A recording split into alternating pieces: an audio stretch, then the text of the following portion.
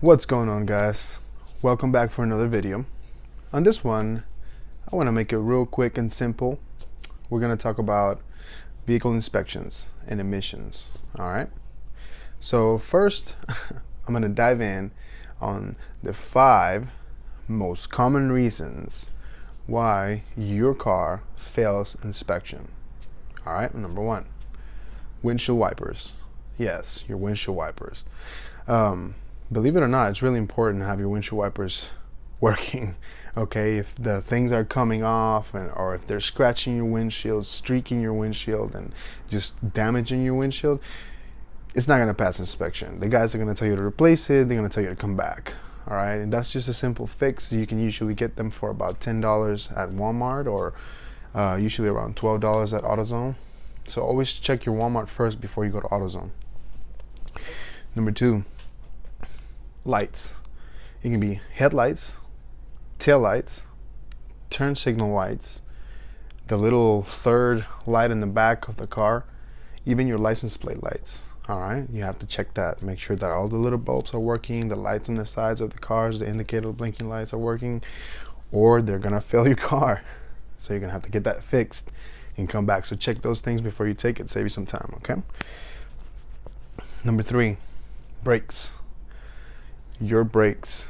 If your brakes are making a lot of noise, or if you have to press the pedal almost all the way down for your car to stop slowing down, then that's going to be an indicator that your car may fail. All right, so you may want to get your brakes checked by a shop for free. Most of the times they do it for free whenever you get your tire rotation or oil change. So just tell them, hey, can you please double check my brakes, you know. And with the brakes comes number 4, which is the parking brake.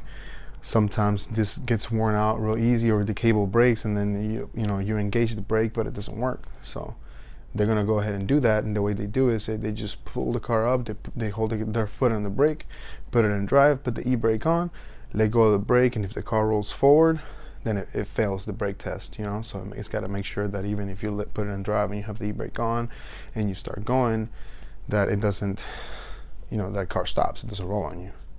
And last but not least, your tires. Number 5 is your tires. Bad tires will cause you to fail right away. So if your tires are bald, you gotta get your tires replaced. You go to your used tire shop, they're usually about $30 to $35 a piece if you have a small car, about $45 for a truck or SUV.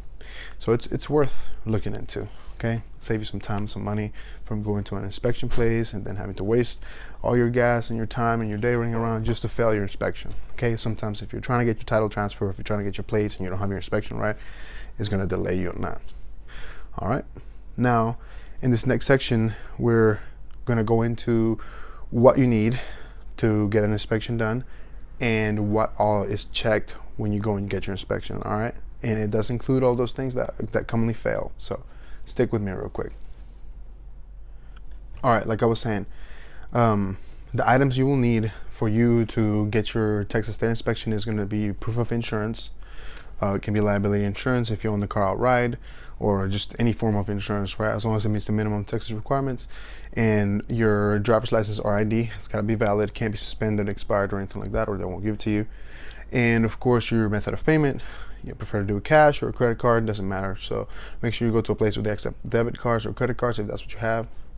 And now let's dig into the items that are checked. All right, so we're going to go into one by one. Hopefully it's not a long video, because I'm going to try to go and just go fast. All right, so the first thing they check is the horn. All right, you got to be sure that they can alert other people.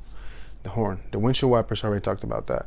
Mirrors, they check your side mirrors, your rear view mirror, make sure that they're all there, they're all good, they're not cracked, they're not shaking, stuff like that.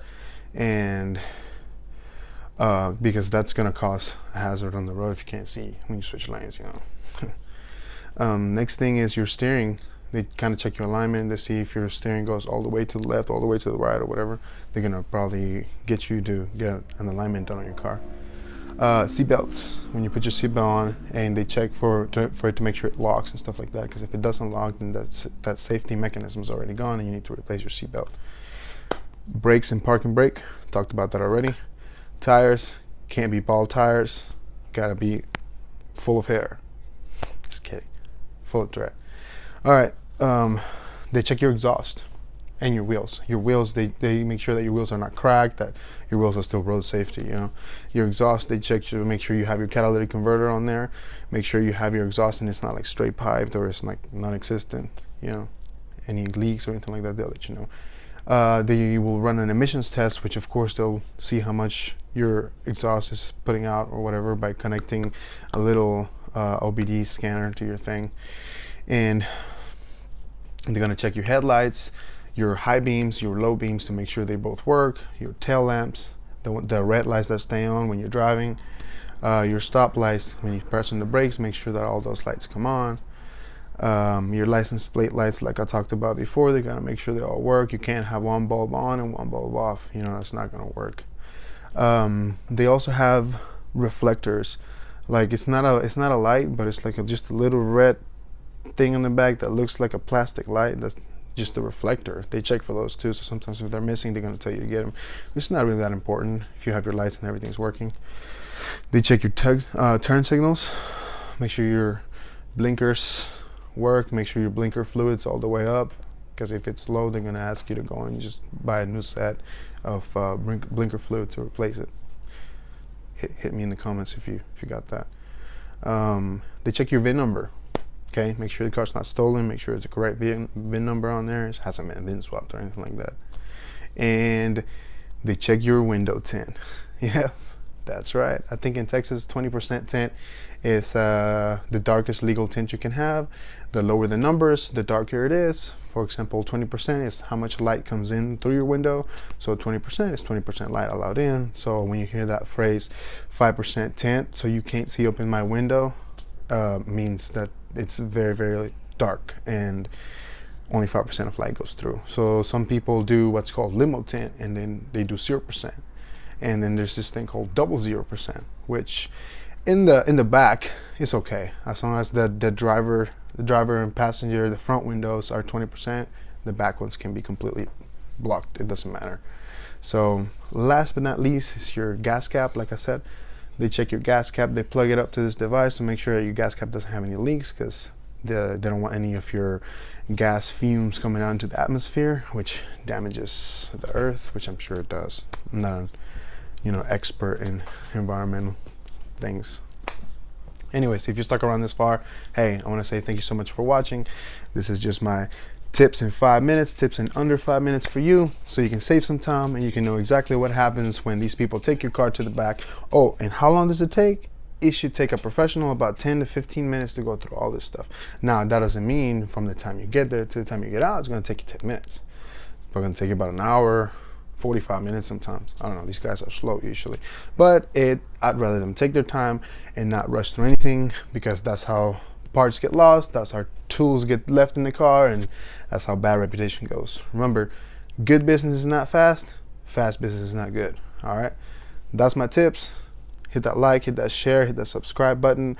Hope I could help you with this video. It's just more of an informative kind of thing, so if you can get these things checked out yourself, I highly recommend you do, and then take it over, get it inspected, make sure it passes, and you rock and roll. All right, thanks so much for watching. Thanks for sticking around.